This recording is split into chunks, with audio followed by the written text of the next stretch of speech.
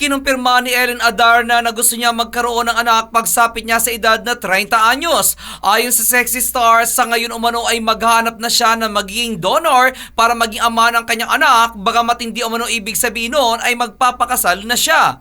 Anya, ayaw pa niyang magpakasal at posible umano mangyari iyon kapag umabot na siya sa edad na 40 anyos, ngunit sa ngayon umano ay anak raw muna ang gusto niya. Sinabi pa ni Ellen na kinausap na rin niya ang kanyang mga magulang tungkol sa bagay na iyon, kung saan naghanap lang siya ng isang lalaki na may mataas na IQ at matangkad para makompensate umano ang kanyang pagiging pitit.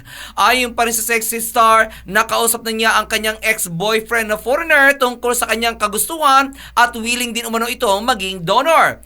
Anya, mas gusto niya na ang lalaking magiging donor ay gusto rin niya at hindi yung basta na lamang niya dadamputin sa gilid-gilid lang.